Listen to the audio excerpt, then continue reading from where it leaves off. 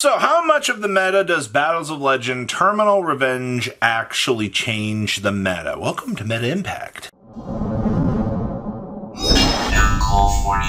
Make sure you guys smash the crap out of that subscribe button so you guys don't miss out on more OS content. So, we're going to analyze the themes in here, and I need to re-emphasize my reasoning on a lot of these choices that we're seeing here. The first one is going to be Gen X. Now, I'm going to be 150% honest with you.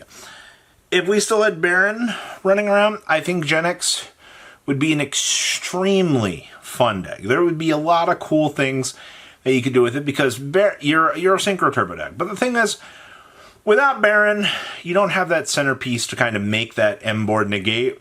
And the fact that the entire deck's identity is based on a Link 1 monster where you have Imperm, Veiler, Mourner.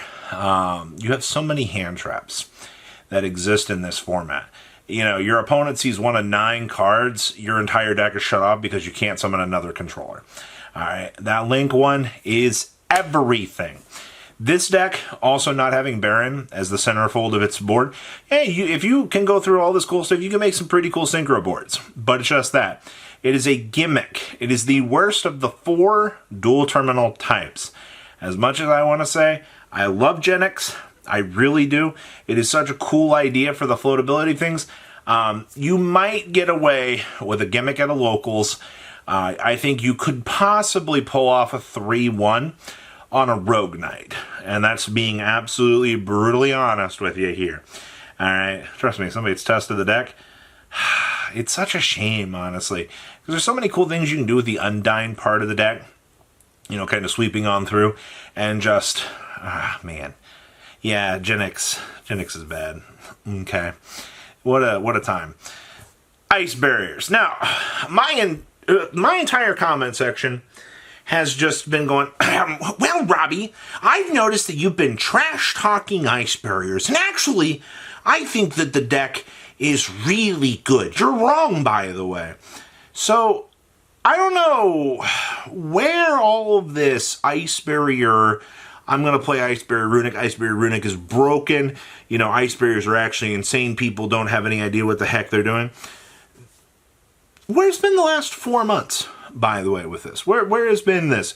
Because I have played a very large amount of time playtesting, you know, Lad, Horus, you know, the Exodia deck, and I've ran into ice barriers about 30 times, actually. And every single time I have played against this deck, I don't know what people think they're doing here, because if anything happens to the commitment of that big Lancia Synchro, oops, deck's all done. And I don't know where people are getting this massive game plan that, you know, this deck is so much crazier than it actually appears, because in all of the infinite rounds of playtesting, I'll give some credit to the Runic build. Alright, the Runic build probably is decent. But to sit here and, you know, point the finger at this deck, when I have seen plenty of times this deck fall apart to the dragon just being taken care of, and then, you know, no float for the dragon, yeah, the deck just falls apart. You have the most random floodgates in the deck, sure, but I don't know, man. All of this crazy love and hype that's coming for Ice Barriers right now, I don't see it. Maybe the Runic build, but I mean, what doesn't Runic actually help right now? So I'm throwing that out there, but we'll have to wait and see. I think a lot of people are going to be very shocked when the reality kicks in on the Ice Barrier side of the equation, but I want to be proven wrong. All right, Infernoids. So, Noids, Noids are in a very interesting place, strictly because we don't have grass in the TCG. We don't have massive reasonings. We don't have large amounts of monster gates. All of these, what we're going to call the free dump vacuum good cards, don't exist for us. You can still Dark Fusion, hard make the big Noid guy. Sure, that's fine. And I've seen out of the last, I think, 4 months of playtesting, I've seen 2 decent Noid lists. and one came from my friend Prismang. So I think you can do something with this. I think it's going to be a lot harder to pull off.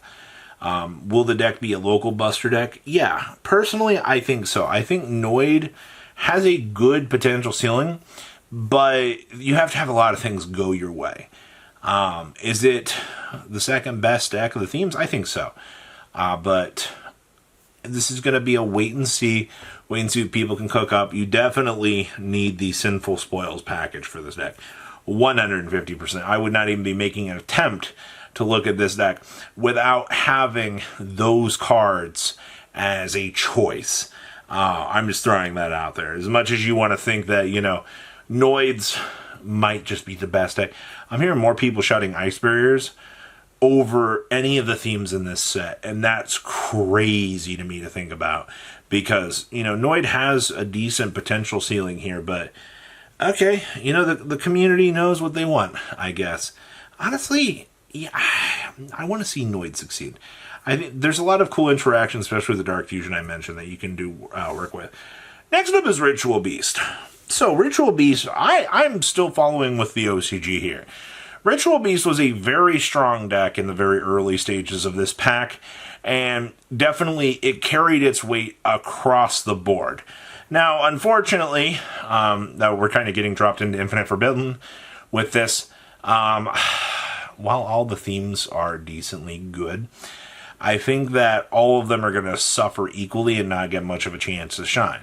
Now, as we head on into the next regional season here, for the 2025 season, I think Ritual Beast is a decent contender. You're going to have to work out how many steeds you want to play.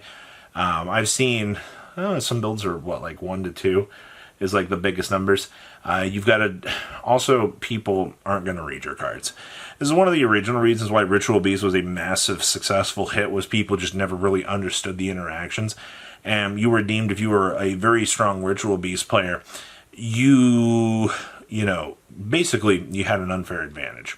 I'm not saying that to be the case these days, but of the rogue category, you are going to be driving the car, and you're going to have to understand, you're going to have to explain a lot of these interactions to people.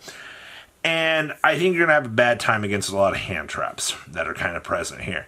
It's kind of a lot of what I've been seeing here is, since we're in such a heavy hand trap format right now, all of these pieces that exist from this set are going to suffer, or these themes are not going to have a chance to really optimize themselves in a successful way, because Mourner, Imperm, Veiler, Ash at a right time. But, Ritual Beast does have the highest potential ceiling here. We'll have to wait and see long term, though, and I'm still sticking to what I said. I think Ritual Beast is going to be the best one.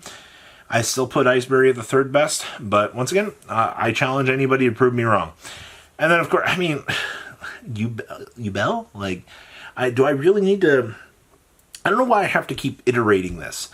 A walking, talking splash package that literally tells your opponent, hell no, we won't go. The fact that this basically... What's it do? Nib plus Imperm breaks it, though, which is freaking funny. I love that interaction. Reveal the Nib, attempt to convert, and you're like, no, Imperm. Or, just shut off. Anything that can shut off the Yubel fusion is good. The problem is, though, they have the Fiend Toolbox deck has enough gas that they can repopulate a board. I've seen it. You've just got to remember, having a converted monster negate that blows up a Yubel can be a wee little bit of an issue. I think the card is practically insane, though, because it gives the deck a chance to be immune to hand traps. And, who doesn't love that, right? So now the whole Yubel toolbox gets massively, massively, massively given the shot just to play their entire hand out. Set up Varudis, set up all the Yubels that they want. And there's not a single thing that you can do about it, because the deck just has that much ability to do so now. And also, you can just keep making the Phantom Yubels. That's my favorite part. It's all free for the deck. So what do you guys think about all of this? Please, leave a comment down below. Tell me what you guys think, and I'll see your beautiful faces back here in a day, guys. Peace out. Patrons, thank you. Thank